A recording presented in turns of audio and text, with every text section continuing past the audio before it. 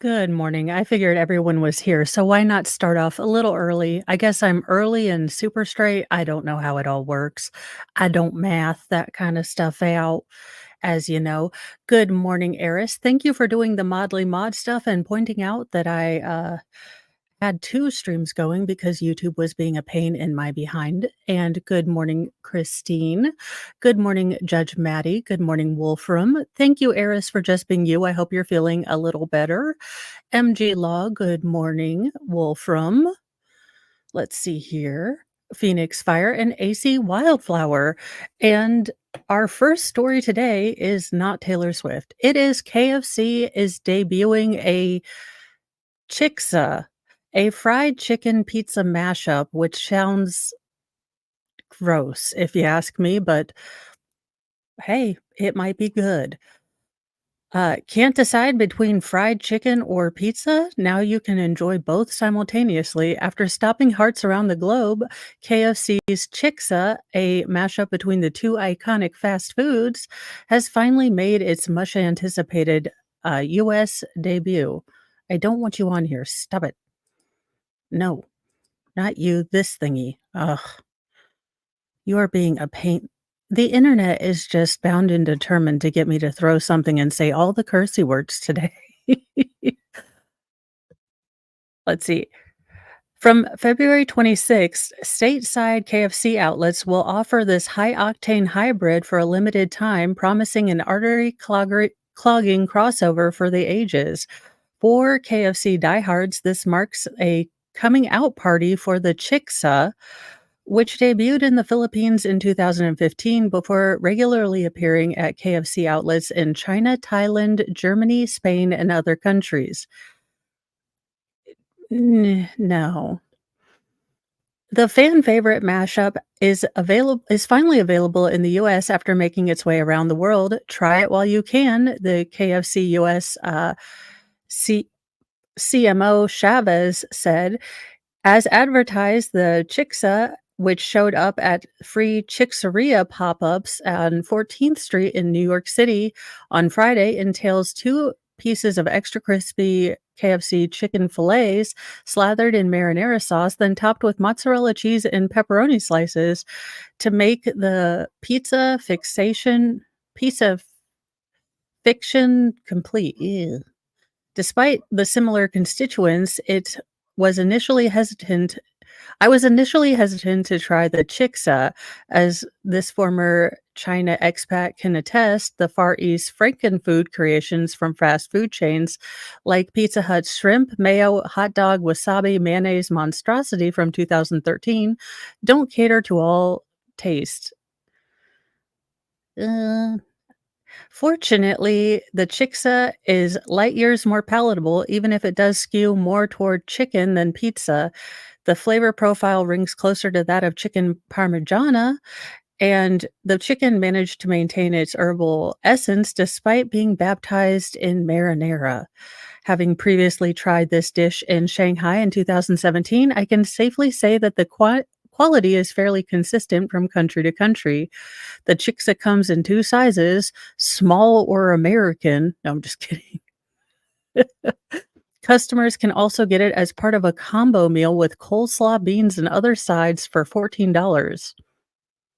However, they're a tad chintzy with the cheese, so don't expect to be doing any record-breaking pulls with this one. All told, the Chicksa may not be able to replace either fried chicken or pizza. However, this pie-in-the-sky creation can definitely be used to sop up suds after an all-night bender. Look, KFC, we're not gonna give up, well, the Waffle House or the IHOP because that's where all the craziness happens, but I'm sure someone will love this. Yeah, it's all of this together that is making me nerp, but, what in the actual hell? Okay, America, we don't need this. We tried McDonald's new double Big Mac with 4 patties, and here's how it went. Well, I mean, you'll probably have to take out a mortgage payment to pay for it now. Anyone say dollar menu anymore, McDonald's? This mega burger puts the quadruple in quadruple bypass, and it's no wonder obesity rates are through the roof. McDonald's beefed up its menu to the extreme Thursday by resurrecting the much anticipated double Big Mac, essentially a regular Big Mac plus two extra patties, which clocks in at nearly 800 calories. The double Big Mac is double the fun with four 100% all beef patties, declared McDonald's corporate blog. Starting in January 25th, this four-tiered Titan, which originally hails from Australia, will be available for a limited time at participating outlets. Customers can find out which stores sell it by downloading the McDonald's app. For McDonald's diehards, this marks a welcome return for the quadruple decker sandwich, which debuted in the US in March 2020 before getting furloughed amid the burger joint's Coof era streamline. So, how did the double Big Mac hold up during its comeback tour? We decided to ascend this meaty Mount Everest to find out. Ready, set, heart attack. Sir, I don't know that you should look so happy and yet so. He has really girly hands, doesn't he? Look, this is just an aside, but this gentleman who's trying to eat this burger has really dainty hands. Or at least they look really dainty and long and, like, piano-y. Anywho, as I'm trying not to be sidetracked. Also, he looks like Pat. He does. I was like, "Why do I find this guy so very ambiguous?" And he does look like Pat, or they look I'm Pat. As with most fast food noshes, the Double Big Mac matches its promo photo about as well as some Tinder profiles resemble the real person. Without a food stylist fluffer as seen in ads, it's not the size promised to be. But it boasts the same ingredients as the two-tiered version: beef, pickles, lettuce, finely chopped onions, American cheese, and Big Mac sauce, all bookended by three sesame seed buns. Oh, this just looks so terrible. However, in line with the recent recipe makeovers, this McDaddy features softer, more pillowy buns, meltier cheese, and better seared meat and more sauce. It's bulkier than the standard Big Mac, but not as Himalayan as other burgers out there. See this 37 or 36 patty monster from Burger King, though it did require extra stretching of my jaw, a bit like a Burmese python, to get an adequate grip. Sir, Pat, look, I don't you talking about your jaw and your grip, and I am look, you're tempting me to make 12-year-old jokes, and you're handing me all these slow pitches, and I'm trying to be a good Christian-ish person. I mean, really, you shouldn't tempt me like this. He is a young Gilbert Godfrey. If he and Pat had a child, I don't know who would carry. After taking a supersized bite, we can safely say we prefer the more buxom double Mac. The problem with the original Big Mac is the mezzanine bun in the middle completely throws the composition off kilter. The first bite is all bread, while the rest are spent bushwhacking through roughage to get to the seedy, thin patty within. Okay, then don't buy a Big Mac. I don't understand how this is a problem. Adding 2 extra patties lends the Mac a perfect meat to carb ratio, making it more on par with a double quarter pounder with cheese. However, with 780 calories compared to the regular Mac's 563, it's also likely obstructs the arteries twice as fast. The only other downside is that the one cheese square, the same portion as the regular Big Mac, is perhaps not enough to balance out the extra beef. Also, be sure to grip this sandwich extra tight. With the added altitude, it makes the double Big Mac twice as likely to topple apart like fast food Jenga. Uh, Best of all, this four-tiered beast is only around $1.50 more than the original, although prices vary. So why did the fast food chain decide to double down on the first or in the first place? Quote, "We identified an unmet customer need with significant opportunity to drive future growth." Read, Americans are getting fluffier. Ah, well, there you go. So if you want to supersize your Big Mac, I say, bless your hearts and go for it, but I've never liked the Big Mac. I am a plain mustard on my hamburger and do not put cheese on it. If I asked for cheese, I would ask for a cheeseburger, and this is why I will never go to bat for anyone working fast food, getting $18 a damn hour, because if I asked for a hamburger with mustard only, no, I don't want cheese. I would have asked for a cheeseburger. I'm not trying to be pedantic or an ass. I thought we understood English together as a community of people. Anywho, rant over. Escaped prisoners left bloody trail after hijacking Virginia couple's yacht in the Caribbean, likely tossed the bodies overboard per the cops. Three escaped prisoners hijacked an American couple's yacht and left a bloody trail after likely tossing the victim's body overboard in the Caribbean, police revealed Monday. Local authorities said Ralph Hendry, 66, and his wife, Kathy Brandel, 71, both of Virginia, are presumed dead after they were last seen on February 18th, and the boat was found anchored and deserted days later. Royal St. Vincent and Grenadines Police Force official Junior Simmons said during a press conference Monday afternoon, the officers who responded to the boat found a scene that was, quote, consistent with signs of violence. Several items were strewn on the deck, and the cabin had a red substance that resembled blood, and it was seen on board, Simmons said. There was no discovery of bodies aboard the yacht. Evidence suggests that the couple were killed on board, the Royal Grenada Police Force previously stated last week. Royal Grenada Police Force Commissioner Don McKenzie, who also said during a briefing that evidence indicates the bodies were disposed of while the boat was traveling by sea between Grenada and St. Vincent after they commandeered the yacht.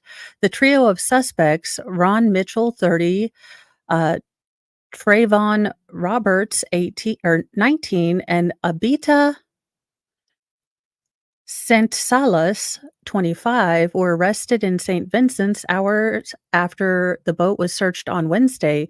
The three men escaped from police custody on February 18th. Well, I mean, that seems like you guys need better police. They appeared on court Sunday on four counts each of immigration related charges and pled guilty, officials said. The trio were then held in custody ahead of sentencing on those charges set for next Monday, Simmons said. Each were previously facing robbery charges, with Mitchell also hit for grape and attempted grape charges before their escape earlier this month. They allegedly got on the boat called Simplicity while it was docked in St. George, part of Grenada, but have not yet been charged in the disappearance of Brandel and Hendry. Officials are searching for the couple, but no bodies have been recovered. What absolute jerk faces. The family of Brandel and Hendry are holding out hope. Were holding out hope over the weekend their loved ones would be found alive. One of their sons, Nick Burrow, said he and his brother, Brian Hendry, quote, "We're doing our best to try and get answers and find out what's next in terms of hopefully finding them safe, recovered somewhere on the islands."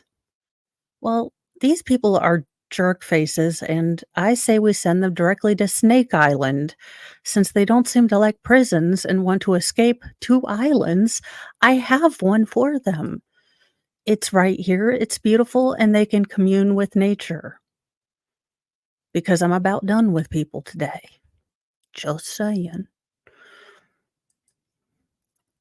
Taylor Swift, now has or her dad now has bad blood down in Australia. Australian police investigate Taylor Swift's dad over alleged assault. Australian police are investigating claims that Taylor Swift's father, nicknamed Papa Swift by her adoring fans, punched a photographer while disembarking a super yacht in the early hours of Tuesday morning. Quote, police have been told the 71-year-old man allegedly assaulted a 51-year-old man at Neutral Bay Wharf at about 2:30 a.m. before leaving the location. I want footage of this crime. Look, this looks ridiculous, but hilarious. And I'm just saying, I'd be okay with it. Uh, Australian police do not formally identify suspects. However, the alleged victim, veteran photographer Ben McDonald, and a law enforcement source both identified the man accused as Swift's father, Scott. McDonald said he'd been taking pictures of the US pop star and her entourage on a luxury super yacht in Sydney Harbor, an apparent late night celebration after the last day of her four sellout gigs in the city. McDonald alleges her security detail put an umbrella in his face to prevent photographs as Swift and the group disembarked and walked down the jetty to an awaiting vehicle. He also claimed an older man confronted him and took it further after Swift departed. He punched me in the chops, McDonald told AFP. It was a shock that's never happened to me in 26 years. Wait, you're telling me that you've been a disgusting paparazzi person that like hides in people's trash cans and takes pictures of them when they're not, you know, suspecting, and no one's ever assaulted you? I'm going to call shenanigans on that one because you have apparently had, some issues being completely a jerk face, sir. I didn't know who he was, the photographer said, adding he initially believed it might have been an overzealous local security contractor trying to impress the Americans. But I looked at photos and saw him holding hands with Taylor, and it was her dad, he said. Police later said Scott Swift has, quote, left the country, but has said that inquiries were still continuing. Uh, Hashtag Free Scott Swift, a spokesperson for Taylor Swift, did not comment directly on Scott Swift's role in the incident. However, the representative made counter allegations of pushing and aggression by unidentified people at the waterside.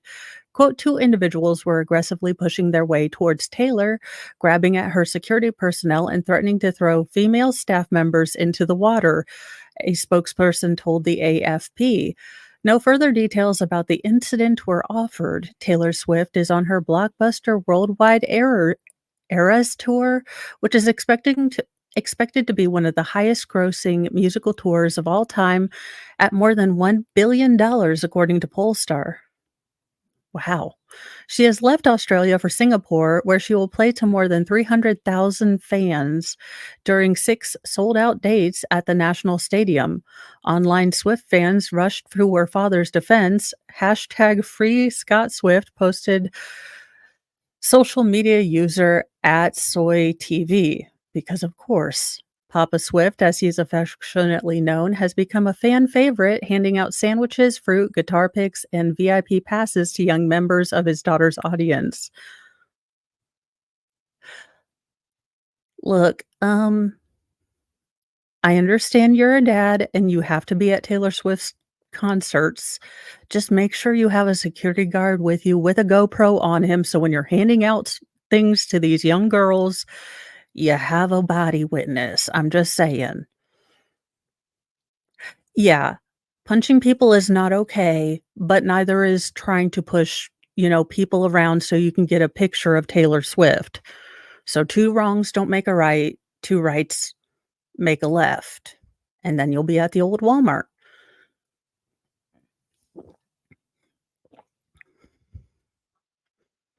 After a career as a financial advisor, Scott Swift is now a regular at his daughter's gigs and public appearances, including this month's Super Bowl in Las Vegas. I mean, if I was 71 and my daughter was Taylor Swift, I guess I'd pass out sandwiches and party, but I'd be like, "Honey, it's like 9 o'clock. I'm gonna go to bed now. Have a lovely concert, shaking your booty and, like, floss. I'm very proud of you, and, writing songs about your exes. This is beautiful, but I'm gonna go." Mads, I don't do geography or directions, which is why I'm never in charge of those 2 things, at least for anyone else's safety. In other news that I didn't really cover this case, but, I did wanna get a story out about this, sentencing. Quote, "You are just as bad. Man who served as enforcer while mother fatally abused his brother gets stiff sentence." Paul Ferguson, 21, testified against his mother, Shanda Margaret Vander Ark, or as we can say, boil on the butt of humanity who still thinks that she's super smart and wears her hair in pigtails because why? This woman is a piece of human garbage. About her sadistic unaliving of her brother or his brother Timothy Ferguson, 15, but that cooperation did not carry enough weight with a Michigan judge on Monday to save him from a lengthy prison sentence.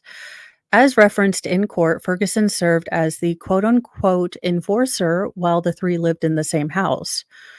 Quote, "I think you're just as bad, if not worse," Judge Matthew Casel told him, sentencing the young man to 30 to 100 years in prison with 592 days credit for time served. Ferguson had pled guilty to child badness for his role in Timothy's death, but the judge had an opinion, had the option to go above or below guidelines in the sentencing. Vander Ark is set to serve the rest of her days behind bars for starving and being just dead awful to this young man. Timothy, before his death, having been sentenced to life without the possibility of parole. As established at the trial, Timothy died in a small closet under the basement stairs, which amounted to his room, and his mother called him quote unquote pathetic in his final moments. Look, I'm not saying anything, but can I have just like 5 minutes alone with her and Letitia Stalk? I'm just saying, I'm pretty sure I can. You're welcome, that's a great song. You don't know any of the words, but and then the chorus, unless you have the lyrics on.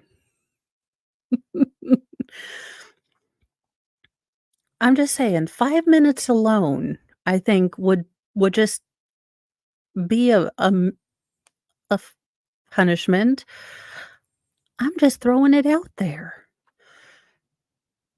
"You knew exactly what you were doing," Casel told her in the sentencing hearing last month. He described the litany of abuse that Vander Ark subjected Timothy to.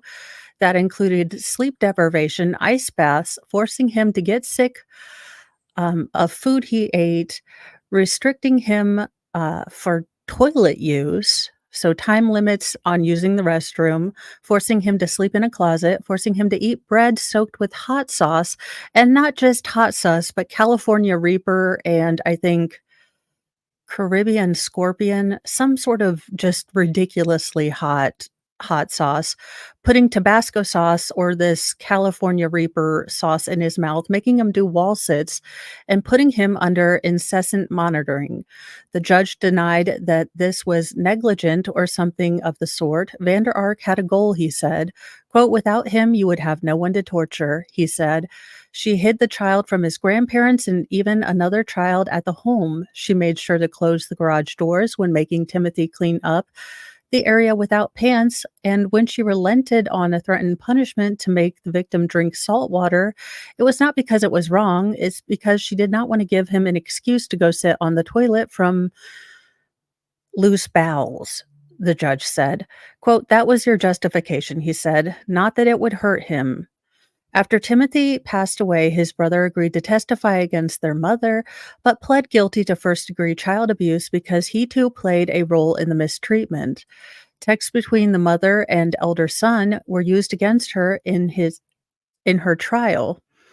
The prosecution stuck to the terms of the plea agreement and asked for the judge to stay within the sentencing guidelines, but while acknowledging that the pre-sentencing report described Ferguson having traumatic upbringings, prosecutors pointed to the analysis stating that Paul Ferguson possibly has antisocial personality disorder, and that if that was not addressed, he could be a danger to the public moving forward.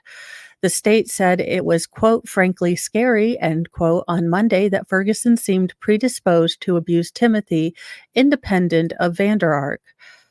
The defense painted Vander Ark as the primary abuser, arguing that as a law school graduate with top academic performance, she had a greater capacity than her son to understand the rightness and wrongness of what she was doing. Ferguson and his other siblings were the victims of their mother dating back for years, living in an environment of abuse and imposed secrecy, the defense argued. Ferguson himself was isolated from peers and had no meaningful contact with people outside his home, the defense said. Once the gravity of the situation sank in, Ferguson showed remorse, confusion as to how he could have done this, and recognition that it was wrong, the defense said.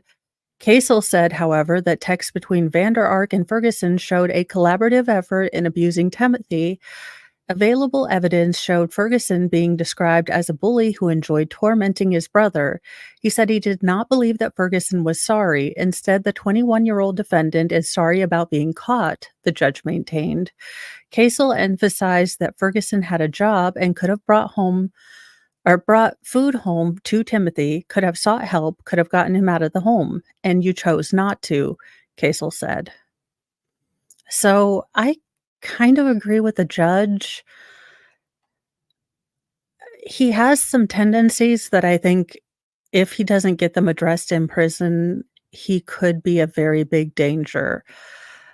I think that he was absolutely used by his mother, but I think that he had something dark into it in him to begin with if he was able to do these things.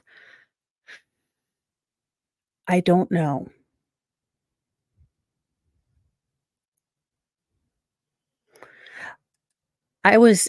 I did the deep dive with dreading, and I was like, "Oh my gosh, this woman is awful, just dead awful."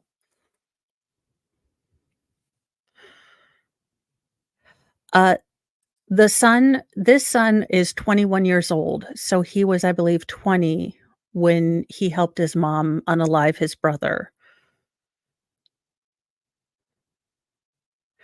and he did come off fairly sympathetic, but then those mental evaluations were not good. So, part of this is accepting punishment, and what he and his mom did, I mean, they worked together to make this as difficult on Timothy as possible, and he had every opportunity being a, larger person that once she started going full crazy, he could have, said, "Hey, this is enough. Either you stop it or I'm taking him to, wherever." So, in other news, lawsuit: doctor died after eating at Walt Disney World Resort restaurant. Staff had confirmed food was allergy free. Seriously? He did he did the majority of the abuse. Now you can tell that he's definitely when his mom is around, he's submissive to her, but it didn't seem to bother him all the extremes that she was going to. It didn't seem to when she would say, "Hey, do this more, do this, have him do this."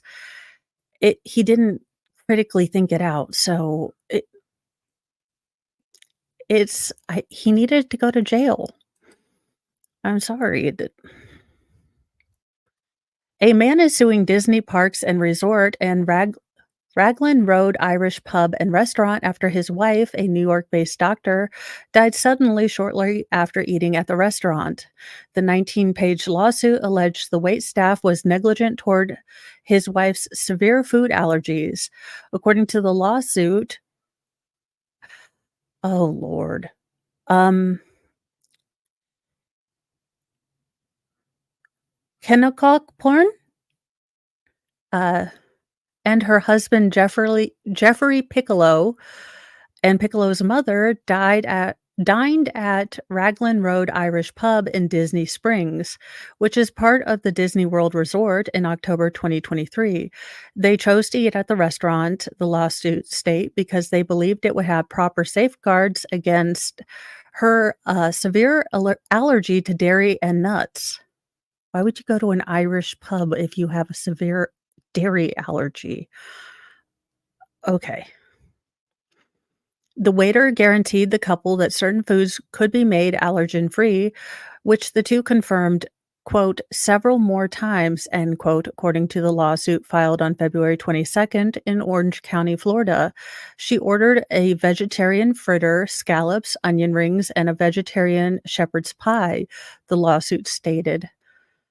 Okay, generally, a shepherd's pie has mashed potatoes on top, and those are used with a dairy product, but I could understand if you made it with different stuff. Some of the food delivered lacked allergen-free flags, but the waiter again guaranteed the food was allergen-free, the lawsuit alleged. After dinner, the doctor went shopping in Disney Springs area and began, quote, suffering from a severe acute allergic reaction while at Planet Hollywood, according to the lawsuit. She began having severe difficulty breathing and collapsed to the floor, and 911 was called, according to the lawsuit. Despite self administering an EpiPen, she died from anaphylaxis due to elevated levels of dairy and nuts in her system, the lawsuit said, attributing the information to the medical examiner's investigation. CNN has reached out to Disney for comment. Brian Denny, an attorney for Piccolo, said his client is, quote, devastated over the premature death of his beloved wife. Amy had a long life in front of her, and she and Jeff had plans to start a family. This should have never happened. Denny said, Jeff is bringing this case in part to prevent a tragedy like this from happening to another family. Uh, she went by the name Amy. You couldn't have told me that at the beginning of the article where I obliterated this woman's name, this poor woman's name. You know, I was trying very hard to give her dignity, but I stink at saying names, the attorney said. An online obituary lists her age as 42, and they were gonna get ready to start a family at 42? Okay. Amy was a family medicine doctor based in New York and was associated with multiple hospitals, including NYU Langone, according to a doctor profile on U.S. News and World Report. The lawsuit alleges Raglan Road failed to properly train its staff and that the employees failed to properly warn Amy about allergens in her food, and that employees failed to prepare the food without allergens as requested several times. The lawsuit also alleges negligence by Disney Parks and Resorts since it had control over the restaurants and policies at Disney Springs. Piccolo is seeking damages in excess of $50,000 pursuant to Florida's Wrongful Death Act, as well as damages for mental pain and suffering, loss of companionship and protection, loss of income, and medical and funeral expenses. Interesting. What is wrong with people when they find this person directly to Snake Island because you kicked a dog? I'm just saying. Right there. I'm at a loss for word. Dog owner waiting outside McDonald's stabbed in the head by quote unquote random man who also kicked his canine, police say. Look, y'all, stay out of Seattle. just for right now until it's cleaned up a little bit next for Xi Jinping's next visit. Seattle police are looking for a man who attacked a couple's dog and stabbed its owner in the head outside a downtown McDonald's over the weekend.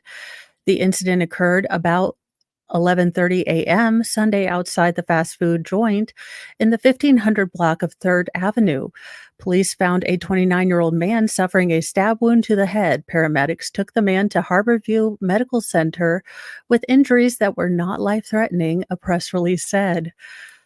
The suspect took off after the incident and remains at large. Cops are still gathering more information about what led up to the incident. Seattle police spokesperson told Seattle Times the injury was more like a slashing. Well, that makes it better. An interview with local ABC affiliate KOMO, the victim's partner said they were waiting for their food when the attack began. Quote, this random guy came up and started kicking our dog and attacking my partner, Christopher Burns told KOMO. The victim confronted the suspect after he kicked his dog, and that's when the suspect allegedly came at him with a knife. Burns said his partner was bloodied and nearly passed out before paramedics arrived. Their dog is okay. Doggos. If you heard a doggo, you're going straight to Snake Island. I have my judge robe on the way. It's coming. I have a gavel that has that comes with it, and I will be judging everyone. And look, directly into the face of the sun is not out of my, you know, things to do. Just saying.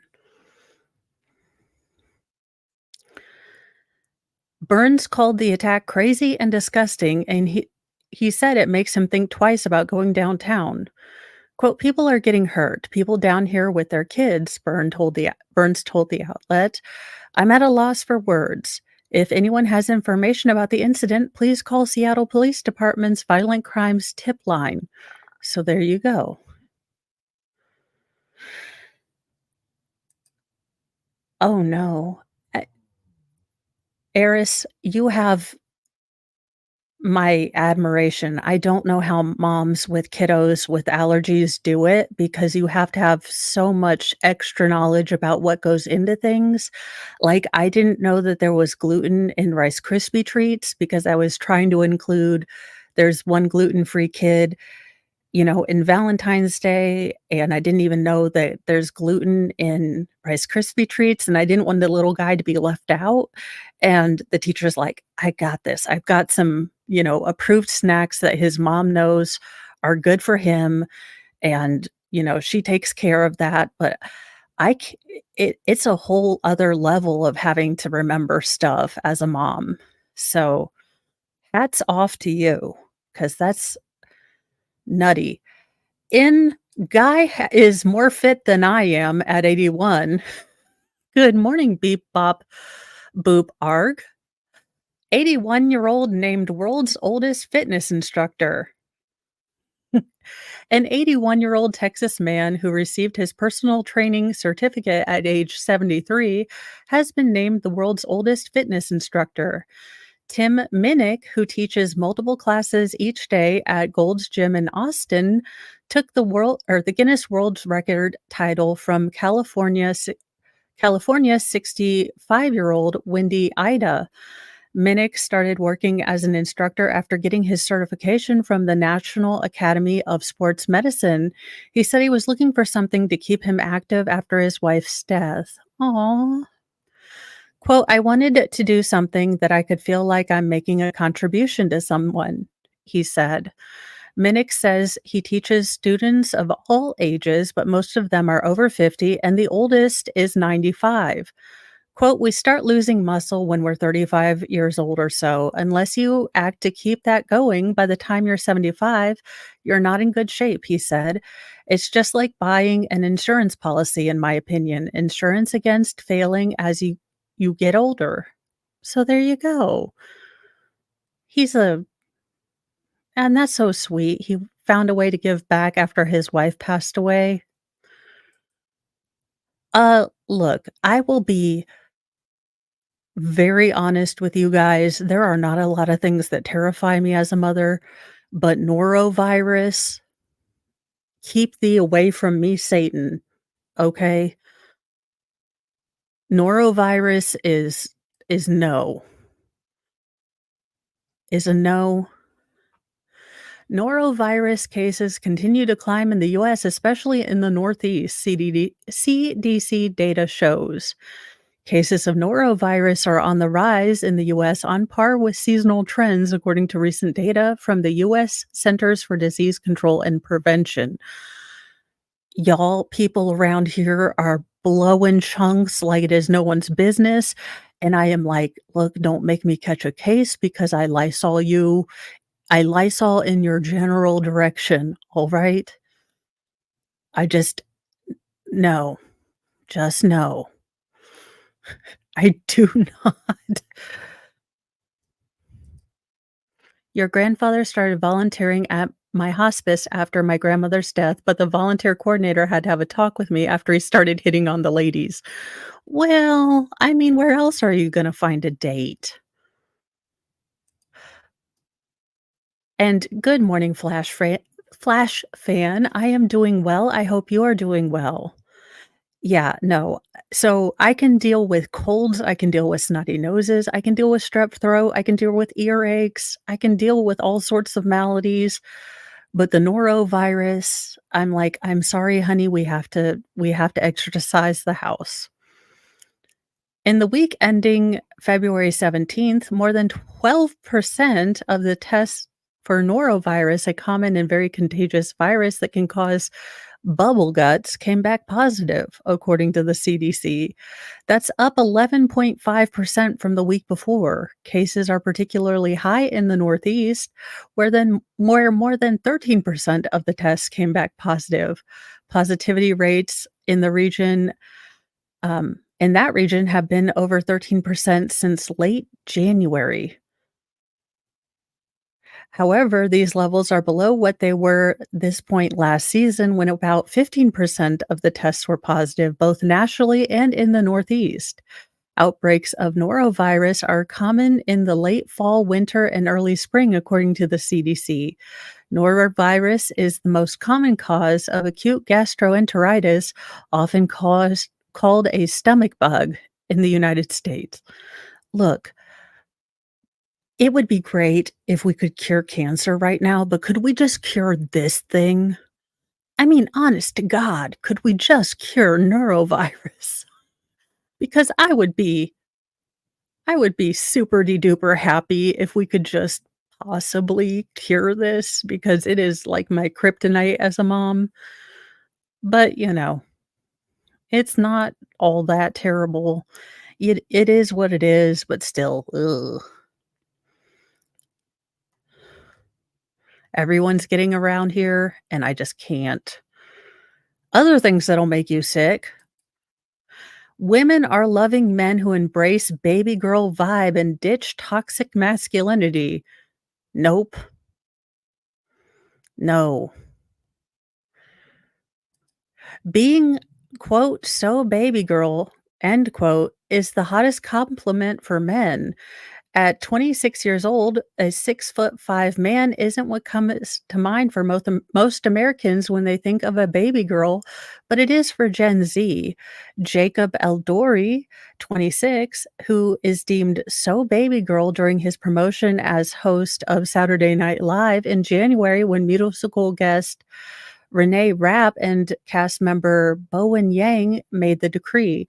The Australian actor has joined ranks of other heartthrobs, including Pedro Pascal, Timothy Chalet or Chamlet or whatever, uh, Chowder, and White Lotus actor Leo Woodall being associated with the moniker, leading to confusion for some and crushes for others. The new definition of the term baby girl has recently been adopted, remaining as a term of endearment, but expanded to include a specific type of swoon-worthy man. I don't know. You mean someone who dresses like this? Because hard pass, hard pass. Again, as a connoisseur of the smexiness romance novels, I can tell you that none of them have this dude on the cover, okay? Not one of them have this dude, like, shorts and long socks. None of them. A man who is baby girl comes across as sweet, charming, a bit bashful, seemingly in touch with their feminine side, ready to talk about their feelings, or carry a purse to brunch at any point. You wanna no, no. Uh, it's exactly what women want men to become, the antithesis of toxic macho masculinity. Look, if I have to carry you out princess style from a fire, then you are not a man, and no, no, no. Traditionally, highlighting feminine qualities in men has been a put down, but this doesn't seem to be the case with Baby Girl, which has almost celebratory qualities. Kamina Bohanji, a Columbia University sexuality expert, told the Post. For one, Gen Z is much more fluid when it comes to gender and sexuality than older generations, encouraging rather than condemning blurred lines around previously restrictive boxes separating masculine and feminine. Wait till something bad happens, y'all. You will see just how quick these gender roles happen. Also, Pedro, no. It's not just about being emotional either. Eldori's Percy, Pascal's shorts, and Chowder's sequins have men proudly parading their traditional feminine touches. No. Admiring and their admirers are loving it in return. According to Vogue's runway this year and poll, gender bending menswear was dubbed the industry's favorite 2023 trend. Heterosexual women, including Gen Zers, are romanticizing and lusting after men they consider to be baby girl. The trend signals a sharp departure from uber masculine sex symbols of the previous generations. Sure. I no, has to be a lie. I d no, this can't, like, no. I think the definition of what is masculine is changing. Adam Cohen Estelenti, director of Talkify matchmaking service, told the Post, "Some traditional norms are shifting. Masculinity today is not about being a tough guy, but being honest, respectful, protective, and emotionally expressive." About 31% of American men have actively changed their behavior to become more vulnerable and open with the people they're dating, only to get kicked in the teeth when those women call them, too emotional. So, okay.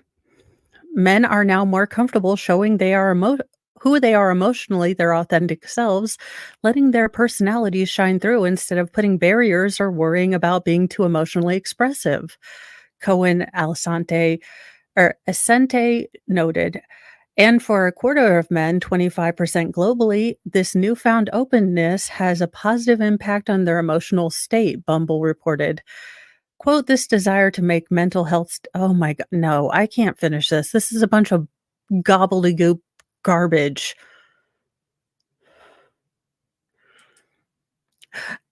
From the Babylon Bee, for funniness, angels switch from fear not to bro chill when appearing to Gen Z audience. From heaven, in a decision that changes thousands of years of protocol for interaction with mankind, a spokesangel has confirmed that all angels will switch from saying fear not to bro chill when appearing suddenly to a Gen Z audience.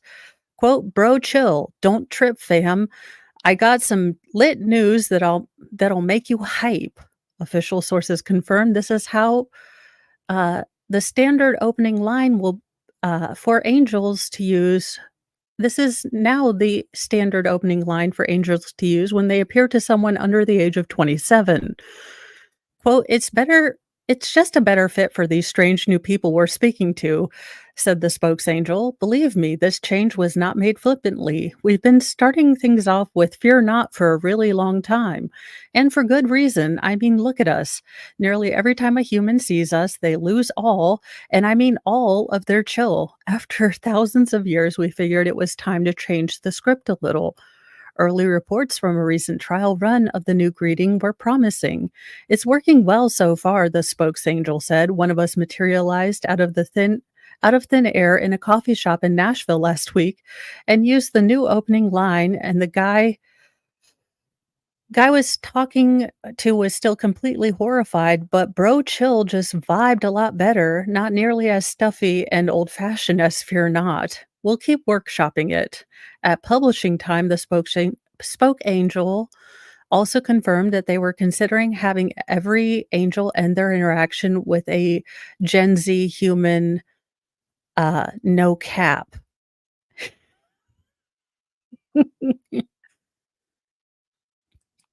And in our final story, Tesla pays bakery $2,000 for canceled pie order after Musk vowed to make things good.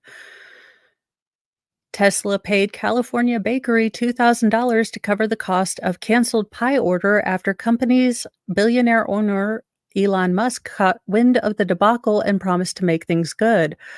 The owner of Giving Pies, which has seen a boom in business since the ordeal made headlines last week, confirmed to The Guardian that Tesla paid the outstanding bill on Monday.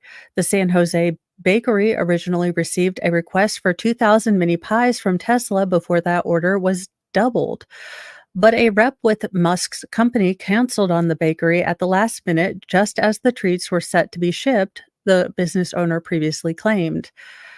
To me, it was clear that Tesla's corporate culture prioritized convenience over accountability, disregarding the livelihoods of small business owners like myself. Owner Vahanji Rastinari Rastineria said in a Facebook post last week. After Musk, the CEO of Tesla, apparently became aware of the issue through media coverage, he said he would make sure that she got paid. Quote, just hearing about this will make things good with the bakery, Musk said in an X post on Friday. People should always be able to count on Tesla trying its best. She told The Guardian by email 3 days later that Tesla just paid $2,000, or the $2,000 I was out of. The payment covers the cost of ingredients the company had purchased to fulfill the canceled order. KGO reported. When you're a big corporation, $2,000 is pocket money. It's nothing, she said to the outlet, but for us, it's a lot. Over the weekend, hundreds of patrons lined up to order pies from the bakery in a show of support following the Giving Pie scathing review of Tesla. "Oh my gosh, it's incredible," she said to NBC News Bay Area. "I'm blown away. I'm like, I didn't do it for that. I'm so grateful. It's amazing, and people are amazing." While she told the station Tesla offered her a new catering gig for a Women's Day celebration in March, she turned it down because of the shortage of crust following the onslaught of new orders. I don't know. It's so who knows? And those are our stories for today. I am sending you all, I believe, to let me check. Doo-doo-doo.